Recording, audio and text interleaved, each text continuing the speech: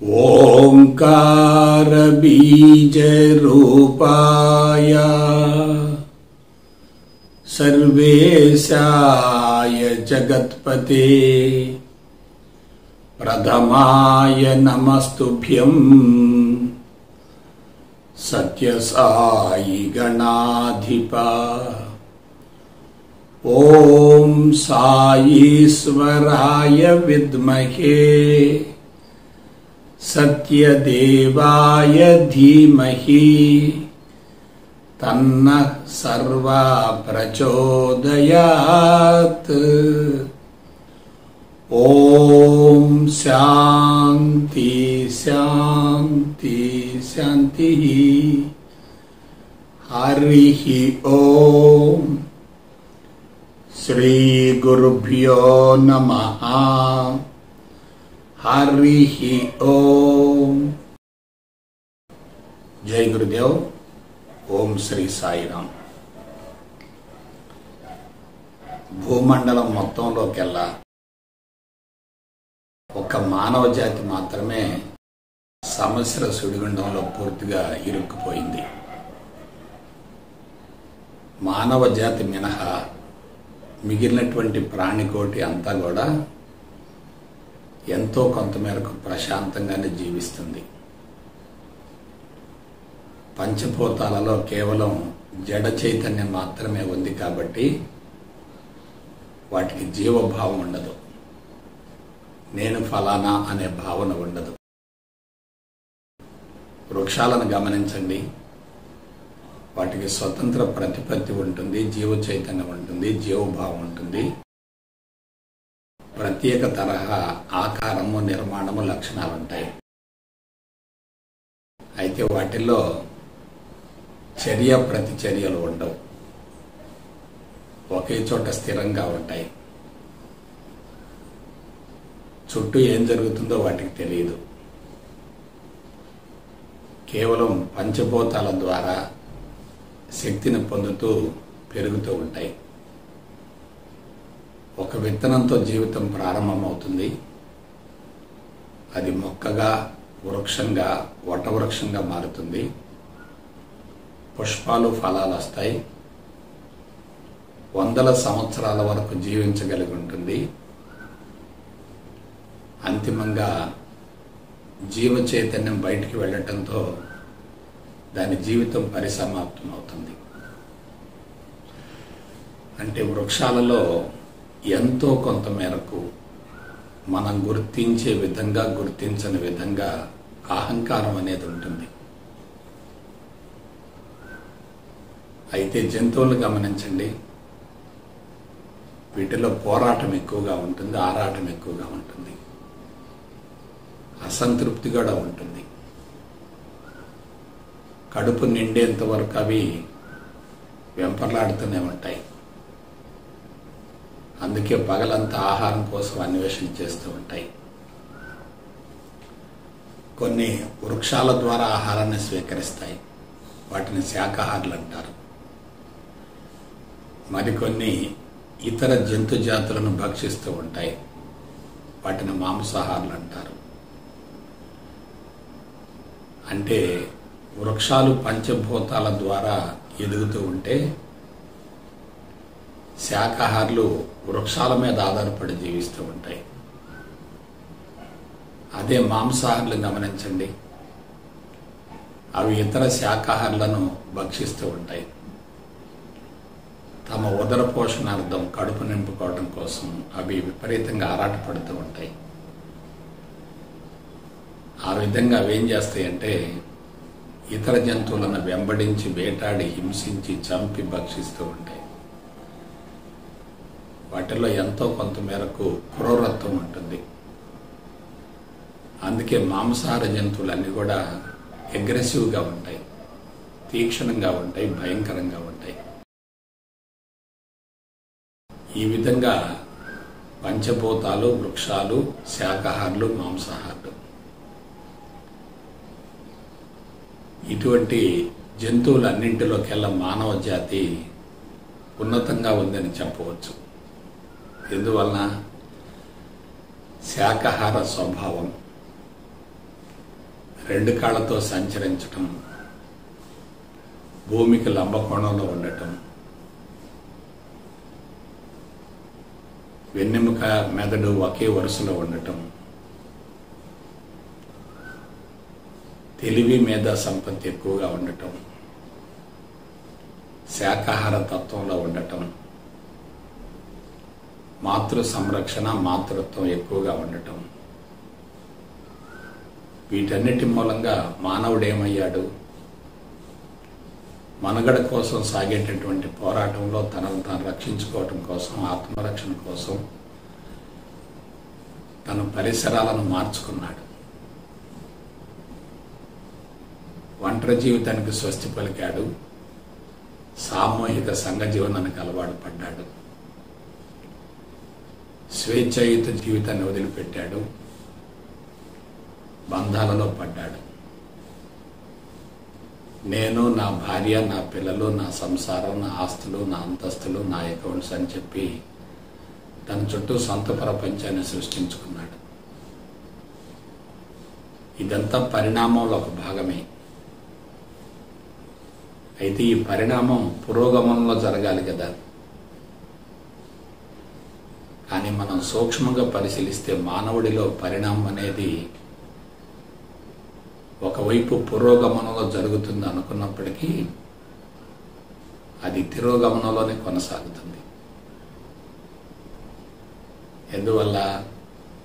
మానవుడు సర్వం కోల్పోతున్నాడు.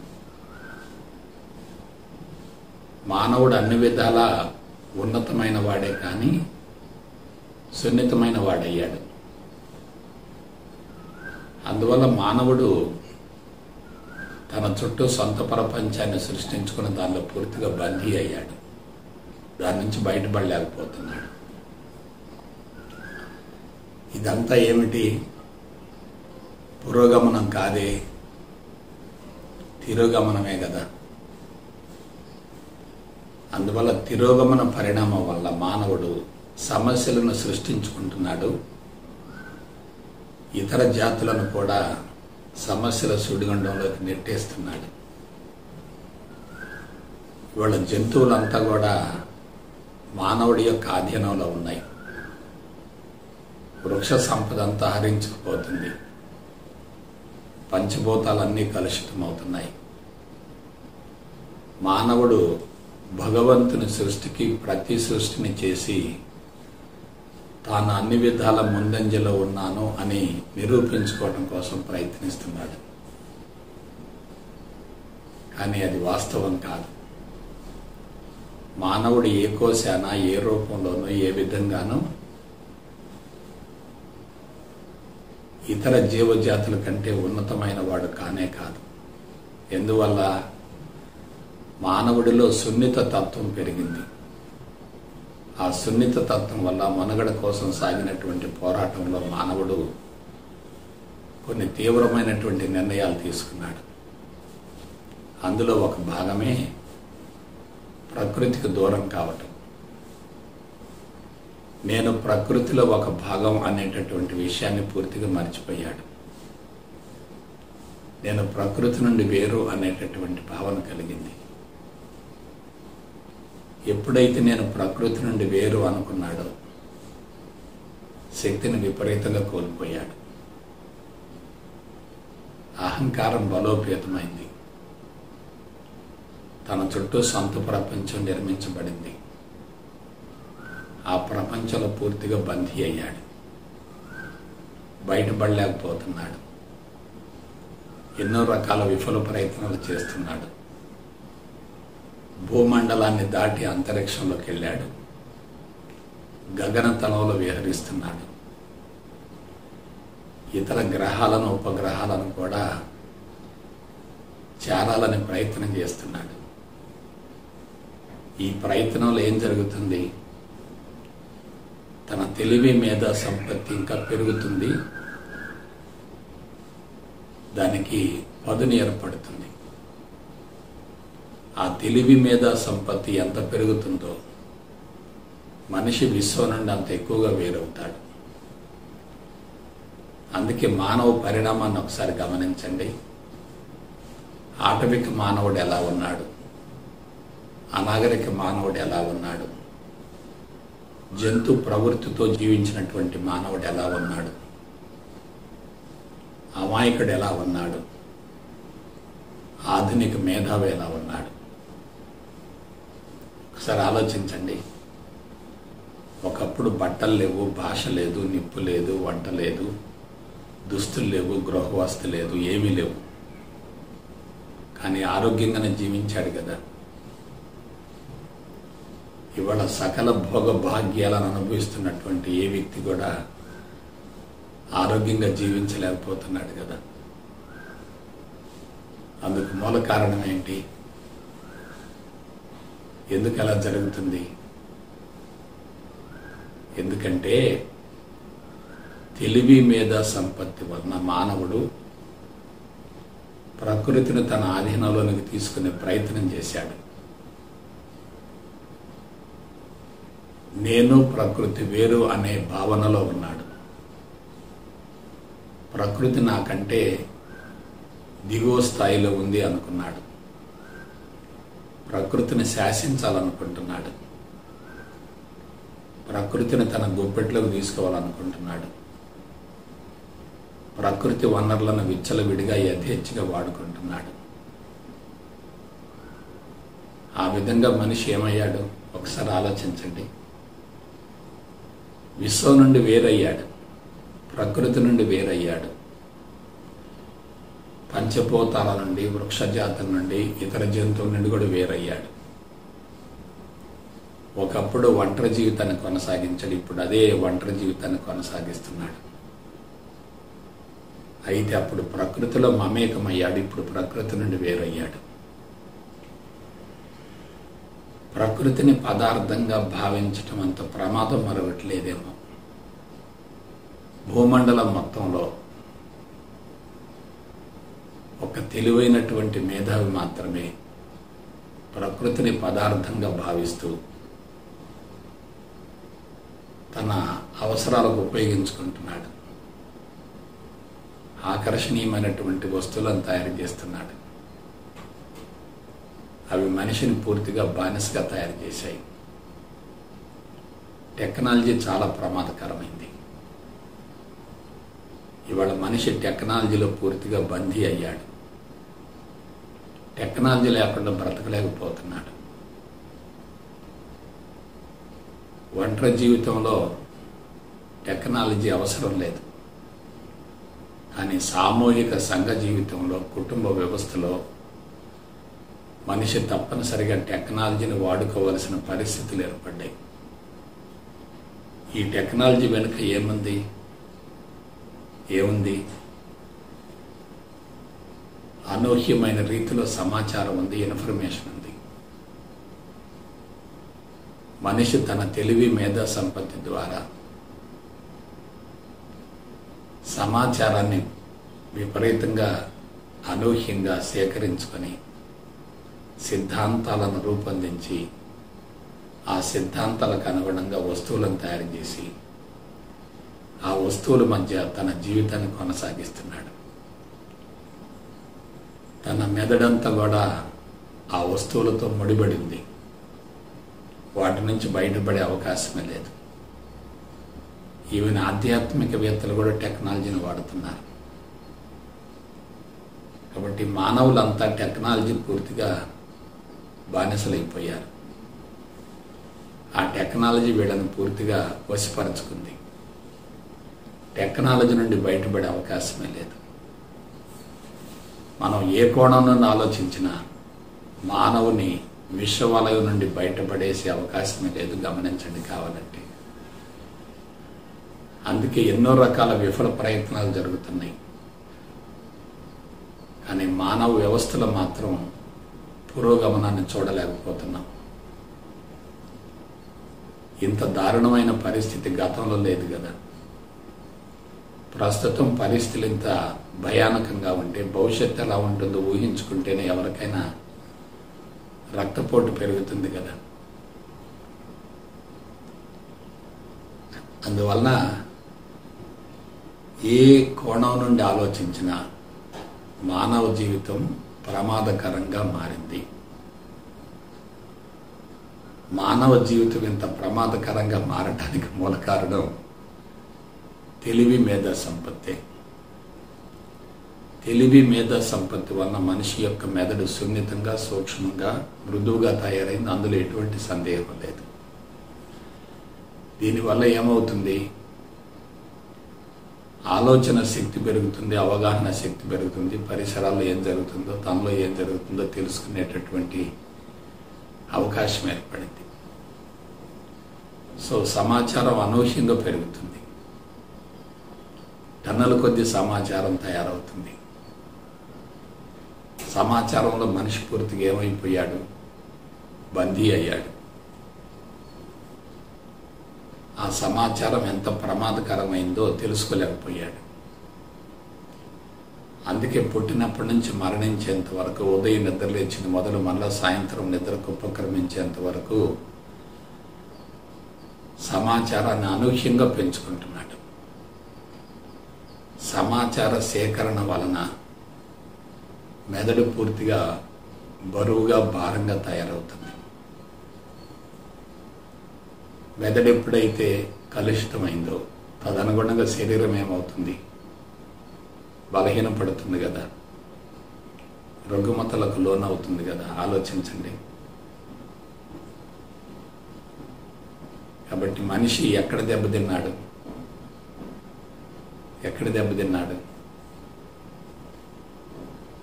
మనిషి నేను విశ్వంలో ఒక భాగం అనేటటువంటి విషయాన్ని మర్చిపోయాడు. నేను విశ్వం నుండి వేరు అనుకున్నాడు. అందుకే మనిషిలో ఉన్నటువంటి సహజమైనటువంటి మానవత్వపు ప్రవృత్తి కనుమరుగవుతుంది. మానవుడంటే మానవత్వంతో కూడినటువంటి మనసుండి నిరంతరం మార్పులు చెందేవాడు కదా. అందుకే ఆటవిక జీవితం నుండి, అనాగరిక జీవితం నుండి, జంతు ప్రవృత్తి జీవితం నుండి మనిషి బయటపడి తెలివి మేధా సంపత్తితోటి ఆధునిక మానవుడిగా రూపాంతరం చెందాడు కదా. ఈ పరిణామం వల్ల మనిషికి మేలు కలిగిందా, నష్టం కలిగిందా? ఆలోచించండి. మనిషికి మేలు కలగలేదు, నష్టమే కలిగింది. ఆకాశాన్ని అంటేటటువంటి భవనాలను నిర్మిస్తున్నాడు. వందల అంతస్తుల భవనాలను శరవేగంగా నిర్మిస్తున్నాడు టెక్నాలజీని ఉపయోగించి. కానీ ఆ భవనాలలో ప్రశాంతత ఉందా? సంతృప్తి ఉందా? ఆనందం ఉందా? లేదు కదా. కాబట్టి ఎప్పుడైతే ఆనందాన్ని కోల్పోతున్నాడో అసంతృప్తిని పెంచుకుంటున్నాడు, అశాంతిని పెంచుకుంటున్నాడు. అసంతృప్తిని, అశాంతిని ఎవరు భరించలేరు కదా. అది నెగిటివ్ సమాచారం కదా. ఆ అసంతృప్తిని, అశాంతిని వదిలించుకోవటం కోసం, కరిగించుకోవటం కోసం, దాని నుంచి బయటపడటం కోసం విపరీతంగా శ్రమిస్తున్నాడు. ఆ శ్రమలో కూడా మరలా టెక్నాలజీనే వాడుతున్నాడు. అనేక రకాల విధానాలను, పద్ధతులను ఉపయోగిస్తున్నాడు. వీటన్నిటి వల్ల ఏమవుతుంది? టెక్నాలజీ ఇంకా పెరుగుతుంది, సమాచారం ఇంకా పెరుగుతుంది, మెదడు ఇంకా కలుషితం అవుతుంది. మనిషి దానిలో ఏమైపోయాడు? పూర్తిగా ఇరుక్కుపోయాడు. చూసారా ఎంత ప్రమాదకరమైనటువంటి స్థాయిలో మనిషి ఉన్నాడు. ఈ ప్రమాదం నుంచి బయటపడటం కోసమే కొందరు లోతైనటువంటి తపో సమాధి నుండి, మౌనం నుండి ఒక కళాత్మక జీవన విధానాన్ని కనిపెట్టారు. అది ఆధ్యాత్మికత అండి. అయితే ఆధ్యాత్మికత అంటే అర్థం ఏమిటి? నిర్వచనం ఏమిటి? ఆధ్యాత్మికత అంటే ఆత్మను గురించి తెలుసుకోవటం అనుకుంటున్నాం కదా, ఆత్మను గుర్తించడం అనుకుంటున్నాం కదా. ఆత్మ ఎక్కడుంది? మన అంతరంగంలోనే ఉంది, బయట లేదు. దీనికి ఒకే ఒక పాశుపతాస్త్రం ఏంటంటే, అంతరంగంలో ఉన్నటువంటి ఆత్మను గుర్తించగలిగితే అసంతృప్తి, అశాంతి మటుమాయం అవుతాయి, ఆనందం పెళ్ళుపుకుతుంది. ఆనందం పెళ్ళుగుతూ ఉంటే మనిషి యొక్క అంతరంగం నిండుకుండలా ఉంటుంది. ఏమీ చేయవలసినటువంటి అవసరం లేదు అనే స్థితి ఏర్పడుతుంది. అందువల్ల ఆధ్యాత్మిక జీవన విధానం అనేది మనిషి అన్ని రకాల సమస్యల నుండి సమూలంగా విడుదల గావిస్తుంది అనటంలో ఎటువంటి సందేహం లేదు. అయితే ఆత్మ ముఖ్యమా, ఆత్మస్థితి ముఖ్యమా? ఆత్మ అనేది సమాచారం, అనాత్మ అనేది సమాచారం. ఆత్మ అనాత్మల రెండు కూడా ద్వంద్వాలు, మనసు పరిధిలో ఉన్నవి. కాబట్టి ద్వంద్వాల మధ్య జీవిస్తున్నంతకాలం మనిషి ఎలా ఉంటాడు? అహంకారంలో జీవిస్తాడు. మనసు అంటేనే మాయ కదా, మాయకు ప్రతిరూపం కదా. మాయలో ఉన్న వ్యక్తి ఎలా ఉంటాడు? తన చుట్టూ పరిధిని సృష్టించుకుంటాడు. సొంత ప్రపంచంలో పూర్తిగా ఇరుక్కుపోతాడు. దాని నుంచి బయటపడే అవకాశమే లేదు. ఇక్కడ మనం అందరం తెలుసుకోవలసినటువంటి నగ్న సత్యం ఏంటంటే, జ్ఞానం జ్ఞానం జ్ఞానం అంటున్నాం. అసలు ఈ జ్ఞానం ఏంటి? అసలు జ్ఞానం అంటే సమాచారం అనుకుంటున్నాం, జ్ఞానం అంటే ఆలోచనలు అనుకుంటున్నాం, జ్ఞానం అంటే చైతన్యం అనుకుంటున్నాం. ఈ జ్ఞానం ద్వారానే మనిషికి తెలివి, మేధా సంపత్తి ఏర్పడింది. ఈ జ్ఞానం ద్వారానే మనిషికి జ్ఞాపక శక్తి ఏర్పడింది. ఆ జ్ఞాపక శక్తి ద్వారానే మనిషి జ్ఞానం కోసం అన్వేషణ చేస్తున్నాడు. జ్ఞాపక శక్తి అనేది ఎలా వచ్చింది? మనిషి చేసేటటువంటి పనుల ద్వారా, సేకరించేటటువంటి సమాచారం ద్వారా జీవుడిలో కొన్ని ముద్రలు ఏర్పడుతున్నాయి, అనుభవాలు ఏర్పడుతున్నాయి. ఈ అనుభవాలన్నీ కూడా మెదడులో పూర్తిగా నిక్షిప్తం అవుతాయి, మెదడును కలుషితం చేస్తూ ఉంటాయి. అందువల్ల అనుభవాల వల్ల మనిషికి లాభం లేదు, నష్టం ఎక్కువగా ఉంది. ఆ అనుభవాలను ఏం చేయాలి? కరిగించుకోవాలి, వదిలించుకోవాలి. మనం జ్ఞానం ద్వారా అనుభవాన్ని కరిగించుకోవటం కాదు, ఏదో ఒకటి చేయటం ద్వారా అనుభవాన్ని కరిగించుకోవటం కాదు. సమాచార సేకరణ జరుగుతుందంటే అంతరంగంలో అసంతృప్తి ఉన్నట్లే కదా.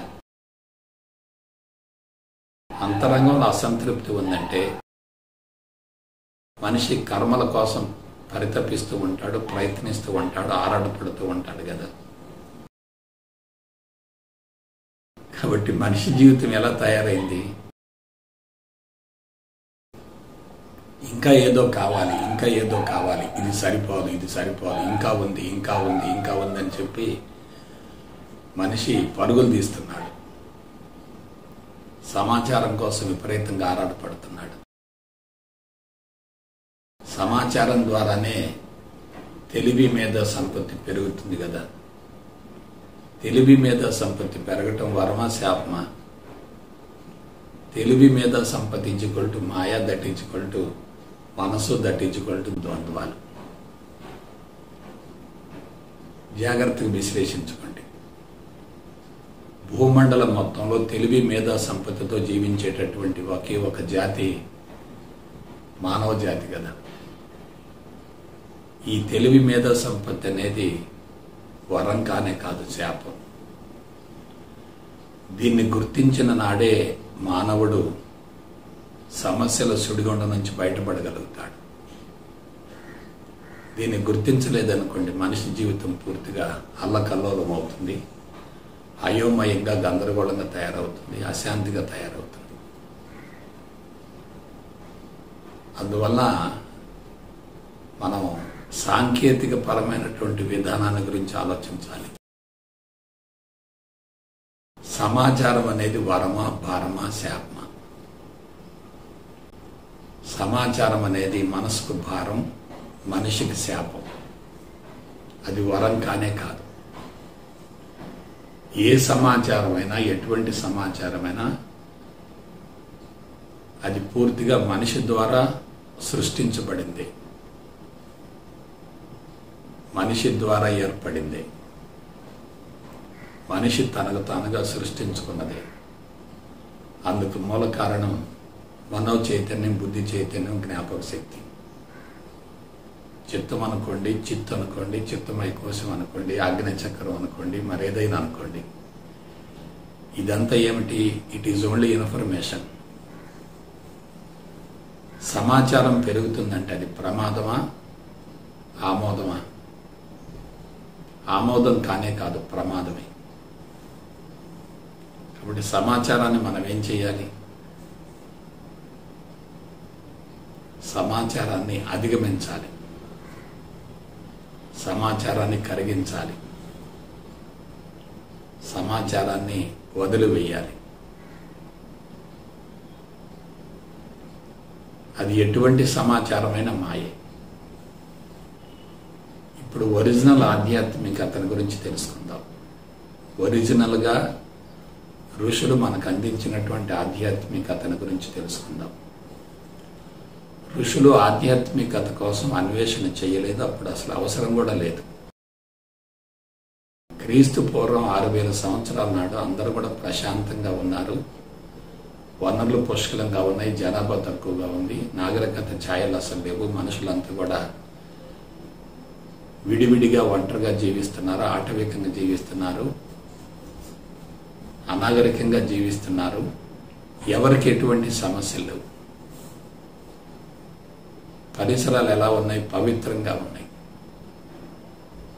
అనుకూలంగా ఉన్నాయి. నిర్జన, నిర్మానుష్య, ఏకాంత, ప్రశాంత, ప్రకృతిపరమైనటువంటి స్థావరాల్లో దశాబ్దాల తరబడి గడపడం వల్ల అంతరంగం పూర్తిగా కరిగిపోయింది, అంతరంగం పూర్తిగా శుద్ధయింది. అంతరంగం శుద్ధయింది అనుకోండి, ఇంకా శరీరం ఎందుకు ఉంటుంది? అసలు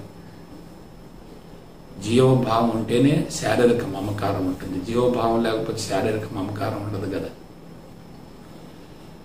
ఇది చాలా కీ పాయింట్. పరిసరాల్లో, ప్రపంచంలో వచ్చేటటువంటి పరిణామాలను దృష్టిలో పెట్టుకుని ఆధ్యాత్మికత వెలుగులోకి రాలేదు. అది ఆటోమేటిక్గా వచ్చింది, స్పాంటేనియస్గా వచ్చింది, యాదృచ్ఛికంగా వచ్చింది, సునాయాసంగా వచ్చింది. దానికోసం ఎటువంటి అన్వేషణ జరగలేదు. ఇక్కడ అవసరం కొద్ది అన్వేషణ జరగటం వేరు, యాదృచ్ఛికంగా విధానం బయటికి రావటం వేరు. క్రీస్తుకు పూర్వం 6000 సంవత్సరాల నాడు ఏం జరిగిందో ఆలోచించండి. ఆనాడు అసలు సమస్యలు లేవు కదా. సమస్యలు ఉంటేనే కదా అన్వేషణ జరిగేది. అన్వేషణ జరిగితేనే కదా సాధన చేయవలసిన అవసరం వచ్చేది, పరిశోధన చేయవలసిన అవసరం వచ్చేది. పరిశోధన చేయాలంటే సిద్ధాంతం కావాలి, అవసరం ఉండాలి, ప్రేరణ ఉండాలి, ఒత్తిడి ఉండాలి కదా. అసలు అప్పుడు ఒత్తిడి లేనే లేదు కదా. అందువల్ల మనుషులు ఆటవికంగా ఉన్నప్పుడే నిర్జన, నిర్మానుష్య, ఏకాంత, ప్రశాంత, ప్రకృతిపరమైనటువంటి స్థావరాల్లో ఉండటం వల్ల, దశాబ్దాల తరబడి మౌనంగా ఉండటం వల్ల, భాష లేనందువల్ల అంతరంగం పూర్తిగా కరిగిపోయింది, శుద్ధి అయిపోయింది. దాన్ని ఆత్మశుద్ధి అన్నారు, దాన్నే చిత్తశుద్ధి అని కూడా అన్నారు. అప్పుడు వాళ్ళ యొక్క అంతర్వాణి నుండి మాటలు బయటకు వచ్చాయి. ఇక్కడ అంతరాత్మ అంటే ఏమిటి, అంతర్వాణి అంటే ఏమిటి, అంతర్యామి అంటే ఏమిటి తెలుసుకోండి. అంతరాత్మ అంటే అంతరంగంలో ఉన్నటువంటి ఆత్మను గుర్తించడమే అంతరాత్మ. అంతర్వాణి అంటే ఆత్మస్థితి నుండి సమాచారాన్ని, మాటలను బహిర్గతం చేయటమే అంతర్వాణి. ఆత్మస్థితి నుండి కార్యక్రమాల్లో చురుగ్గా పాల్గొనటమే అంతర్యామి.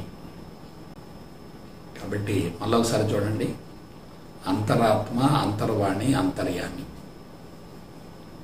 కేవలం ఆలోచనలైతే అంతరాత్మ, మాటలైతే అంతర్వాణి, కర్మలైతే అంతర్యామి. ఇవన్నీ ఎక్కడి నుంచి వచ్చినాయి? ఆత్మస్థితి నుండి వచ్చాయి. ఆత్మస్థితికి ఎలా వెళ్ళారు వాళ్ళు? వాళ్ళకి తెలియకుండా వెళ్ళారు. అది ఆత్మస్థితి అని కూడా తెలియదు వాళ్ళకి. వాళ్ళు జీరో స్టేట్లో ఉన్నారు. ఆ జీరో స్టేట్లో ఉండి సమాచారాన్ని బహిర్గతం చేశారు. సమాచారం అంతా ఏమిటి?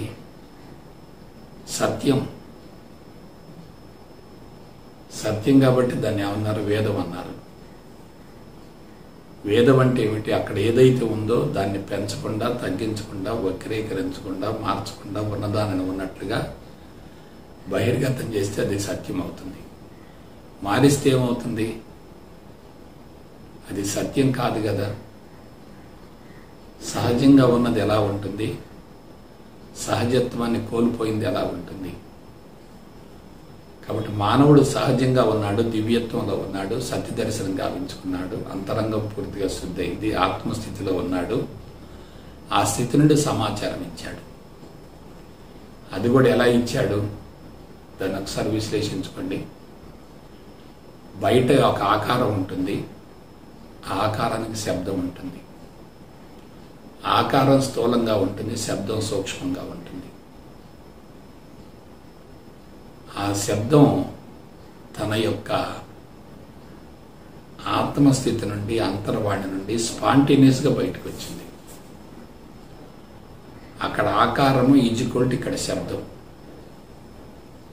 ఆకారం ఎలా ఉందో అటువంటి శబ్దం బయటకు వచ్చింది.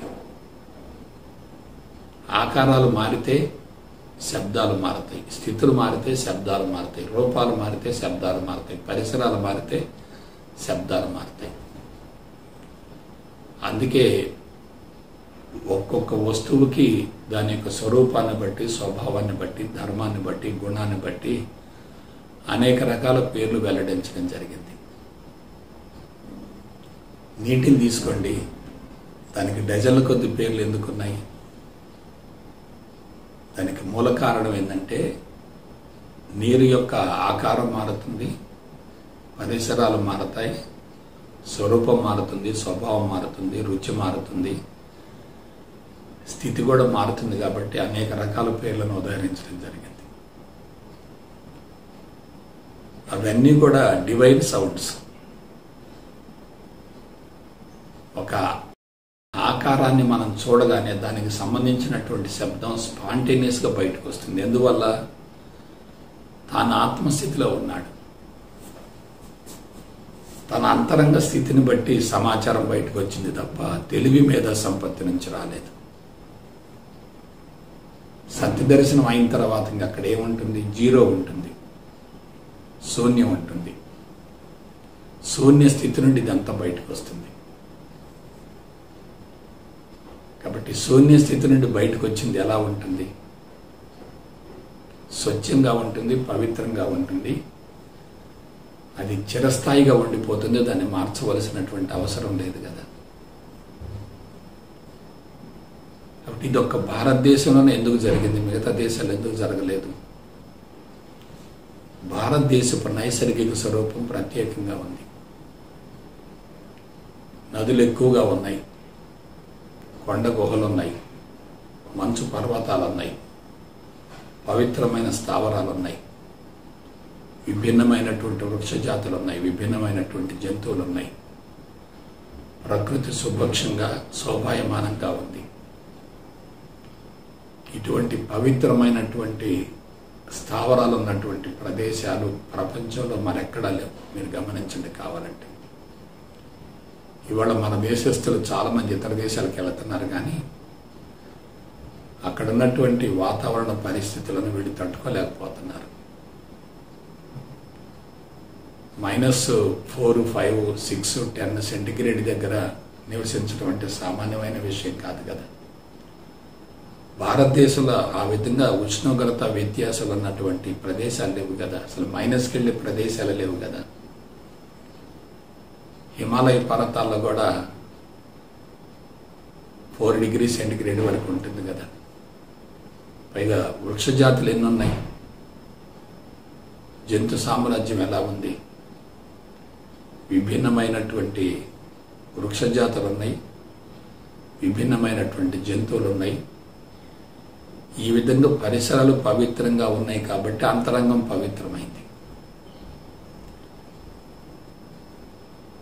పరిసరాలు పవిత్రంగా ఉంటే లోపల నుంచి యాక్షన్ బయటకు వచ్చిన బయట రియాక్షన్ ఉండదు కదా.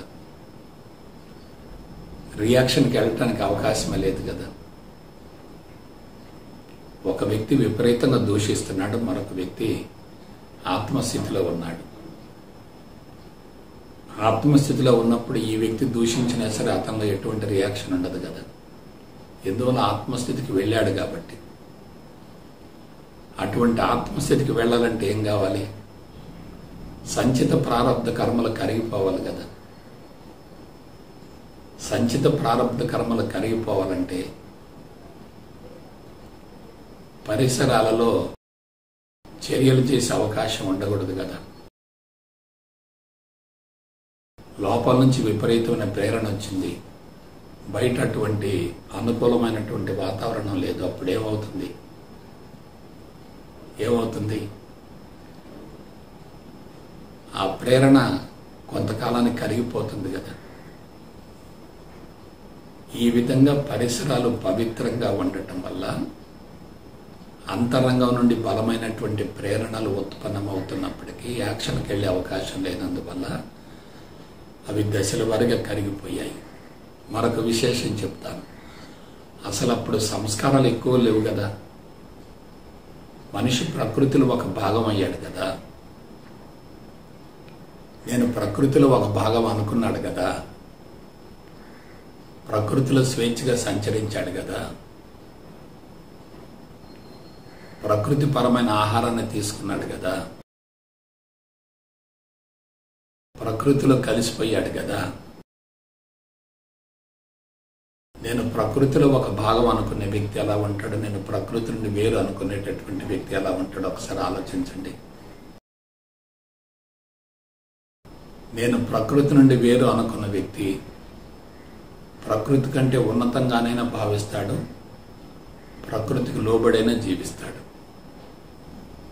నేను ప్రకృతిలో ఒక భాగం అనుకున్న వ్యక్తి ఎలా ఉంటాడు? ప్రకృతిలో కలిసిపోతాడు, ప్రకృతి సూత్రాలను పాటిస్తాడు, ప్రకృతికి అనుగుణంగా జీవిస్తాడు, ప్రకృతిలో లభించినటువంటి పదార్థాన్ని స్వీకరిస్తాడు, పంచభూతాల మధ్య తిరుగుతూ ఉంటాడు, పంచభూతాల మధ్య సంచరిస్తూ ఉంటాడు, పంచభూతాలను చివరికి కలిసిపోతాడు. కాబట్టి ప్రపంచం మొత్తంలో ఆధ్యాత్మిక మార్గం వెలుగులోకి వచ్చినప్పుడు వాళ్ళకి ఎటువంటి ప్రత్యేకమైనటువంటి సమాచారం లేదు. అంతర్వాణి నుండి వచ్చిందే సమాచారం అయింది. ఆ విధంగా దివ్యత్వంతో కూడినటువంటి కొన్ని శబ్దాలను ఉచ్చరించడం ద్వారా ఆనాడు పరిసరాలన్నీ పవిత్రంగా మారాయి. కానీ తర్వాత ఏమైంది? ఆ శబ్దాలన్నింటికీ భాషను తయారు చేశారు, లిపిని తయారు చేశారు. ఉచ్చారణ అన్నారు, వ్యాకరణం అన్నారు, ఛందస్సు అన్నారు, సంహితం అన్నారు, బ్రాహ్మణం అన్నారు, ఆరణ్యకం అన్నారు, ఉపనిషత్తులు అన్నారు, జ్ఞానం అన్నారు, బ్రహ్మజ్ఞానం అన్నారు, ఆత్మజ్ఞానం అన్నారు, అద్వైత జ్ఞానం అన్నారు. ఈ విధంగా ఏం చేశారు? దానికి సమాచారాన్ని సృష్టించారు. ఆధ్యాత్మికత అనేది సత్యం ద్వారా బహిర్గతమైంది, తెలివి మీద సంపత్తి ద్వారా బహిర్గతం కాలేదు. కానీ తర్వాత కాలంలో పరిణామ క్రమంలో ఏం జరిగింది? దానికి కూడా భాషను సృష్టించారు. తెలివి మీద సంపత్తితో దానికి ఒక ప్రత్యేక తరహా ప్రతిపత్తిని కల్పించారు. దానివల్ల ఏమైంది ఆలోచించండి. వాటన్నిటి వల్ల ఏం జరిగింది? సత్యం అనేది వక్రీకరించబడింది. ఆధ్యాత్మికత కూడా మాయలో పడిపోయింది. వేదాలు అన్నారు, ఉపనిషత్తులు అన్నారు, బ్రహ్మసూత్రాలు అన్నారు, భగవద్గీత అన్నారు. సమాచారం విపరీతంగా పెరుగుతూ వచ్చింది. అసలు నిరాకార నిరంజన నిర్గుణుడైనటువంటి భగవంతుడికి సమాచారం ఎక్కడది ఆలోచించండి. ఆకారం లేదు కదా, గుణం లేదు కదా, కంటికి కనిపించడు కదా, మరి ఇంక భగవంతుడికి సమాచారం ఎక్కడది? సమాచారం లేనటువంటి భగవంతుడికి సమాచారాన్ని కల్పించడం ఎంత ప్రమాదకరం మీరు ఆలోచించండి. అందుకే ప్రస్తుతం ఆధ్యాత్మికతలో విపరీతంగా సమాచారం పెరుగుతుంది, కానీ మనుషులు ఇంకా బలహీనపడుతున్నారు. Information is the main obstruction for transformation. సమాచారం అనేది మార్పుకు తీవ్రమైనటువంటి అవరోధం అవుతుంది. సమాచారం పెరగటం అనేది వరం కానే కాదు. అది తెలివి మేధా సంపత్తిని పెంచుతుంది. అయితే శరీరం బలహీన పడే కొలది మనిషి ఏమయ్యాడు? ప్రకృతికి దూరం అయ్యాడు. పరిసరాలకు అనుగుణంగా తన అంతరంగాన్ని మార్చుకోవటం మర్చిపోయాడు. పరిసరాలను తనకు అనుకూలంగా మార్చుకునే ప్రయత్నం చేస్తున్నాడు. ఇది చాలా ప్రమాదకరమైనటువంటి పరిస్థితి. ఇది గొడ్డలు పెట్టు. పరిసరాలను మార్చడం కానే కాదు, పరిసరాలకు అనుగుణంగా అంతరంగాన్ని మార్చుకోవాలి. నేను ఒక చిన్న ఎగ్జాంపుల్ చెప్తాను. మానవుడిలో పుట్టినప్పటి నుంచి మరణించేంత వరకు శారీరక ఉష్ణోగ్రత 98.4 డిగ్రీల ఫారెన్హీట్ ఉండాలి కదా. అలా ఉన్నప్పుడు ఏమవుతుంది? లోపల జీవన చర్యలు సమర్థవంతంగా పనిచేస్తాయి. టెంపరేచర్ పెరిగిందనుకోండి, శరీరం అదుపు తప్పుతుంది. టెంపరేచర్ గణనీయంగా పడిపోయింది అనుకోండి, శరీరం గడ్డగట్టిపోతుంది. అందులో టెంపరేచర్ ఏం చేయాలి? స్టాండర్డ్గా మెయింటైన్ అవ్వాలి. అందుకోసం ప్రకృతి మనిషికి దట్టమైనటువంటి వెంట్రుకలను ప్రసాదించింది. వెంట్రుకలు ఎలా పనిచేస్తాయి? ధర్మకోలు మాదిరిగా పనిచేస్తాయి. వెంట్రుకలు దట్టంగా ఉన్నప్పుడు, పరిసరాలలో ఉష్ణోగ్రత మారినప్పటికీ చర్మం మీద వెంట్రుకలు దట్టంగా ఉండటం వల్ల అవన్నీ కూడా ధర్మకోలు మాదిరిగా పనిచేసి పరిసరాల్లో సంభవించేటటువంటి మార్పులను ఏం చేస్తాయి? తట్టుకునే విధంగా అవి ఒక కవర్ లాగా పనిచేస్తాయి. కానీ నాగరికత పరిణామంలో మనిషి ఏమయ్యాడు? సిగ్గు, లజ్జ, బిడియం, అవయవాలను దాచుకోవాలనేటటువంటి భావనతో ఏం చేశాడు? దుస్తులు తయారు చేసుకుంటున్నాడు. ఆ దుస్తులు వేసుకోవటం వల్ల వెంట్రుకల యొక్క అవసరం తగ్గిపోయింది కదా. ఏ అవయవాన్ని అయితే మనం సమర్థవంతంగా ఉపయోగించుకుంటామో ఆ అవయవానికి ప్రావీణ్యత పెరుగుతుంది, ప్రాముఖ్యత పెరుగుతుంది. అది సమర్థవంతంగా పనిచేసే విధంగా దానిలో సమర్థత కూడా పెరుగుతుంది. అవయవాన్ని మనం వాడలేదనుకోండి, అది ఏమవుతుంది? బలహీన పడిపోతుంది. మనం ఒక మోటార్ తీసుకొచ్చాం, మోటార్ ఇంట్లో పెట్టాం, అసలు వాడలేదనుకోండి, మోటార్ ఏమవుతుంది? చెడిపోతుంది. వెహికల్ని 6 నెలలు వాడకుండా అలాగే ఉంచామనుకోండి, వెహికల్ చెడిపోతుంది కదా. అలాగే శరీరంలో ఏ అవయవం అయితే సమర్థవంతంగా పనిచేస్తుందో ఆ అవయవానికి నైపుణ్యం పెరుగుతుంది, ప్రాధాన్యం పెరుగుతుంది. ఎప్పుడైతే మనం దుస్తులు వాడటం మొదలు పెట్టామో వెంట్రుకలు మొత్తం ఊడిపోతానే, రాలిపోతానే. వెంట్రుకలు ఉండటం కూడా అనాగరికత అనేటటువంటి భావంతో అందం కోసం ఆ వెంట్రుకల పట్ల ఆసక్తిని కనపరచకపోగా తొలగించుకునే ప్రయత్నం చేస్తూ వస్తున్నాం. దీనివల్ల ఏమవుతుంది? బయట ఎండ ఎక్కువగా ఉంది, తట్టుకోవాలి కదా. చలి ఎక్కువగా ఉంది, తట్టుకోవాలి కదా. ఆ తట్టుకోవడం కోసం ఏం చేశాడు? మొట్టమొదట ఆకులు కప్పుకున్నాడు. తర్వాత నాగరికత పరిణామాలు దుస్తులు వచ్చాయి. ఇప్పుడు ఇంకా ఒలిన కోట్లు అంటున్నాడు, రెయిన్ కోట్స్ అంటున్నాడు. బయట ఏమాత్రం మార్పు వచ్చినా వెంటనే బట్టలు వేసుకుంటున్నాడు. వీటన్నిటి వల్ల ఏమవుతుంది? సహజ సిద్ధంగా ఉండవలసినటువంటి శరీరం ఏమవుతుంది? అది పూర్తిగా అదుపు తప్పుతుంది. సహజంగా జీవించే మనిషి ఎలా ఉంటాడు, కృత్రిమంగా జీవించేటటువంటి మనిషి ఎలా ఉంటాడో ఆలోచించండి. ఇదంతా నేను ఎందుకు చెప్తున్నానంటే, ఏది ఆకస్మికంగా జరగలేదు. మనిషి దశల వారీగా బలహీనపడుతూ వచ్చాడు. ఇవాళ మానవజాతి పరిస్థితి ఎలా ఉందంటే కుళ్ళిపోయినటువంటి కోడిగుడ్డులాగా తయారైంది. దాన్ని సరిచేయటం కోసం విపరీతంగా ప్రయత్నాలు జరుగుతున్నాయి. కుళ్ళిపోకుండా చూడటం ఎలా ఉంటుంది? కుళ్ళిపోయినటువంటి కోడిగుడ్డును మళ్ళీ మామూలుగా తయారు చేయటం ఎలా ఉంటుంది? అది సాధ్యం కాదు కదా. ఆలోచించండి. అందుకే మనుషులు చేసేటటువంటి ప్రయత్నాలు మొత్తం కూడా సమూలంగా వైఫల్యం చెందుతున్నాయి.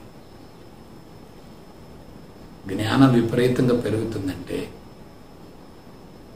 ఎక్కువగా ఉన్నట్లే కదా, తెలివి మీద సంపత్తి అధికంగా ఉన్నట్లే కదా. తెలివి మీద సంపత్తి అధికంగా ఉందంటే మనిషి ప్రకృతికి దూరమైనట్లే కదా. ప్రకృతికి దూరం అయితే శరీరంలో శక్తి హరించుకుపోతుంది కదా. ప్రకృతి సూత్రాలను ఉల్లంఘిస్తే మనిషి ఎలా ఉంటాడు? ప్రకృతి సూత్రాలకు అనుగుణంగా జీవిస్తూ ఉంటే మనిషి ఎలా ఉంటాడు? కాబట్టి మానవుడి యొక్క మూలాలే దెబ్బతిన్నాయి. గత 3000 సంవత్సరాలుగా మనిషికి ఆకర్షణీయమైనటువంటి భాష వచ్చింది. ప్రపంచవ్యాప్తంగా ఎన్ని భాషలు ఉన్నాయి? కొన్ని వేల భాషలు ఉన్నాయి. ఒక్క భారతదేశంలోనే 250కి పైగా భాషలు ఉన్నాయి. ఇంకా ప్రపంచంలో అన్ని దేశాలలో ఎన్ని భాషలు ఉన్నాయో ఒకసారి అంచనా వేసుకోండి. ఈ భాషలన్నీ ఎక్కడి నుంచి వచ్చాయి? మనిషి యొక్క తెలివి మేధా సంపత్తి నుంచి వచ్చాయి. ఈ భాషలన్నీ ఏ మట్టం నుండి వచ్చాయి? బుద్ధి మట్టం నుండి వచ్చాయి. భాషలను ఎవరు సృష్టించారు? మానవుడే సృష్టించుకున్నాడు కమ్యూనికేషన్ కోసం. అలాగే పేర్లు వచ్చాయి, కులం వచ్చింది, మతం వచ్చింది, వర్గం వచ్చింది, ప్రాంతం వచ్చింది, పార్టీ వచ్చింది, పంచభూతాలు అంటున్నాం, వృక్షాలు అంటున్నాం, జంతువులు అంటున్నాం. ఈ విధంగా సమాచారం విపరీతంగా పెరుగుతుంది కదా. ఇంత సమాచారాన్ని మనిషి యొక్క మేధస్సు భరించగలుగుతుందా? ఆలోచించండి. సమాచారం ఉందంటే అది శూన్యస్థితి కానే కాదు కదా. మరి సమాచారాన్ని వదిలించుకోవటం సాధ్యమవుతుందా? తొలగించుకోవటం సాధ్యమవుతుందా? ఎప్పుడు సాధ్యమవుతుంది? ఎలా సాధ్యమవుతుంది? ఆత్మ అనాత్మ రెండింటిని వదిలివేస్తేనే సాధ్యమవుతుంది. ఆత్మ అనాత్మ రెండింటిని వదిలివేస్తేనే సాధ్యమవుతుంది. ఆత్మ అనాత్మలను రెండింటిని వదిలివేయాలంటే భాషను కూడా మాయని తెలుసుకోగలగాలి. మానసిక మట్టంలో ఉత్పన్నమయ్యే సమాచారం కానీ, జ్ఞానం కానీ, ఆలోచనలు కానీ, సంస్కారాలు కానీ, చైతన్యం కానీ ఇవన్నీ కూడా భాషను సృష్టించాయి. కమ్యూనికేషన్ కోసం మనిషి భాషను సృష్టించుకున్నాడు. ఆ విధంగా మనిషి భాషను సృష్టించుకుని దాన్ని ఉచ్చరిస్తూ ఉండి లిపిని సృష్టించుకొని గ్రంథాలను తయారు చేసి సిద్ధాంతాలను రూపొందించి టన్నుల కొద్ది సమాచారాన్ని సేకరించడం ద్వారా మనిషి యొక్క అంతరంగం ఇంకా కలుషితమైంది కదా. ఇది చాలా కీ పాయింట్. సంపూర్ణ మౌనం అంటే ఏమిటి? మాటలు అవసరం లేనటువంటి స్థితే సంపూర్ణ మౌనం. మాటలు, భాష ఇవన్నీ కూడా ప్రమాదకరమని తెలుసుకోవటమే సంపూర్ణ మౌనం. కాబట్టి ఎప్పుడైతే మౌనానికి వెళ్తాం అక్కడ ఏముంటుంది? ఇంకేముండదు కదా. అదే శూన్యం కదా.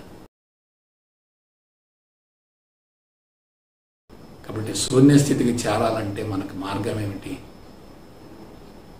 ఆత్మ అనాత్మలకు సంబంధించినటువంటి జ్ఞానం మొత్తాన్ని మాయగా భావించి వదిలివేయగలగాలి. జ్ఞానం అనేది ఏదైనా ఎటువంటిదైనా అది స్థితికి చేరటానికి అవరోధమే కదా. మనకి సత్యమైంది ఏమిటి? స్థితే. కాబట్టి స్థితి ముఖ్యం తప్ప సమాచారం ముఖ్యం కాదు. స్థితికి చేరటం కోసం తాత్కాలికంగా ప్రాథమికంగా సమాచారం అవసరమే. కానీ అదే అవరోధం అవుతుంది, అదే ప్రమాదం అవుతుంది. దాన్ని వదిలేయగలగాలి. దాన్ని కరిగించుకోవాలి, దాన్ని మాయగా భావించాలి, మనసు యొక్క గారడిగా భావించాలి, ద్వంద్వాలలో ఒక భాగం అనుకోవాలి. జ్ఞానం అనేది ఉందంటే పక్కన అజ్ఞానం ఉంటుంది కదా, ప్రపంచం ఉందంటే పక్కన పరమాత్మ ఉంటుంది కదా. ఒకదాని నుండి మరొక దాన్ని వేరు చేయటం సాధ్యం కాదు కదా. రెండు ఉన్నాయంటే మనసు పనిచేస్తున్నట్లే కదా. కాబట్టి మానవ జీవితంలో అత్యంత కీలకమైనది ఏమిటంటే జ్ఞానమే. మానవుడి యొక్క పురోభివృద్ధికి, శూన్యస్థితికి చేరటానికి ప్రధానమైనటువంటి అవరోధం ఏమిటంటే జ్ఞానమే, సమాచారమే. కాబట్టి మనిషి బయటపడలేనంతగా ఇరుక్కుపోయాడు. ఇవాళగా మనం మనిషిని శుద్ధి చేయటం సాధ్యం కానే కాదు. సిద్ధాంతం ఎంత ఆకర్షణీయంగా ఉన్నప్పటికీ దాని అనుభవం పొందటం కష్టం కదా. ఒక సంస్కారం ఏర్పడటం చాలా సులభం, కానీ సంస్కారం కరిగిపోవటం చాలా కష్టం కదా. ఆలోచించండి, నెగిటివ్ అనేది తొందరగా లోపలికి ప్రవేశిస్తుంది, కానీ అది బయటికి రావటం బహు కష్టతరం. మనుషులంతా కూడా తెలివి మేధా సంపత్తిని పణంగా పెట్టి ఉపయోగించి సమాచారాన్ని విపరీతంగా సేకరించి ఆ సమాచారాన్ని వాస్తవంగా భ్రమించి భావించి దానిలో ఇరుక్కుపోతున్నారు. సమాచారం ఏదైనా ఎటువంటిదైనా మాయకు ప్రతిరూపమే, వాస్తవం కానే కాదు. కాబట్టి ప్రస్తుతం మనుషులంతా కూడా ఎలా తయారయ్యారంటే సత్యాన్ని విస్మరించారు, మాయలో ఇరుక్కుపోయారు. మాయనే సత్యంగా భావిస్తున్నారు, సత్యాన్ని గుర్తించలేకపోతున్నారు. ఇది చాలా ప్రమాదకరమైనటువంటి ధోరణి. అందుకే తెలుసుకోవటం ముఖ్యం కాదు, తెలుసుకున్నది కూడా మాయని గ్రహించటమే చాలా ముఖ్యం.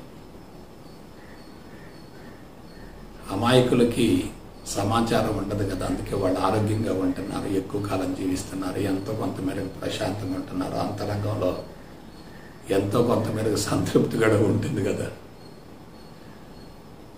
మరి మేధావుల సంగతి ఏంటి? మేధావి అంటే ఎవరు? తెలివి మేధస్సును ఉపయోగించే వ్యక్తి మేధావి. తెలివి మేధస్సు ద్వారానే టెక్నాలజీ మొత్తం వచ్చింది, అందులో ఒక భాగంగానే సమాచారం కూడా వచ్చింది. ఈ సమాచారం అంతా ఏమవుతుంది? మనిషిని మాయలో పడేస్తుంది. నాకంతా తెలుసనే భావన కలుగుతుంది. తెలుసుకున్నదంతా ఎంత ప్రమాదమో వాళ్ళు తెలుసుకోలేకపోతున్నారు. తెలుసుకున్నదంతా మాయని తెలుసుకున్నారు అనుకోండి, తెలుసుకున్న దాన్ని వదిలేస్తారు. తెలుసుకున్నదే నా ఆస్తి అనుకుంటే దాన్ని గట్టిగా పట్టుకుంటారు. కాబట్టి మేధావి అంటే ఎవరు? మాయలో జీవించే వ్యక్తి మేధావి. ఆ మాయ నుంచి బయటపడాలంటే మార్గం ఏమిటి? తెలివి మేధా సంపత్తిని పక్కన పెట్టాలి.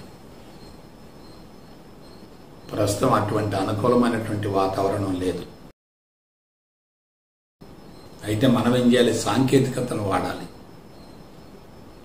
సాంకేతికతను ఉపయోగించాలి. ఏమిటా సాంకేతికత? జ్ఞానం అనేది ప్రాథమికంగా అవసరమే కానీ పరిపూర్ణత్వానికి అవరోధం కదా.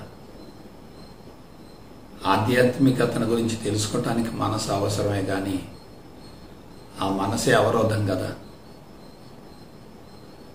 మనసు పక్కకు తప్పుకుందనుకోండి, భౌతిక ప్రపంచం లేదు కదా. భౌతిక ప్రపంచం లేకపోతే ఇక సమాచారానికి అవకాశం లేదు కదా. ఇది ఎంత అద్భుతమైన అంశమో మీరు గమనించండి. ఇవాళ మనుషుల పరిస్థితి ఎలా ఉందంటే తెలుసుకోవటమే కష్టంగా ఉంది.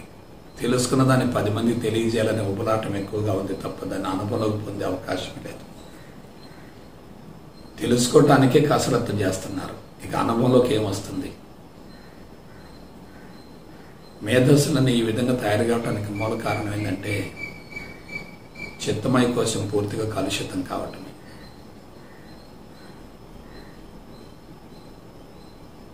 అందువల్ల భాష అనేది మనిషికి లౌకిక జీవితంలో అవసరమే కానీ ఆధ్యాత్మిక పురోభివృద్ధి దగ్గర తీవ్రమైనటువంటి అవరోధం అవుతుంది.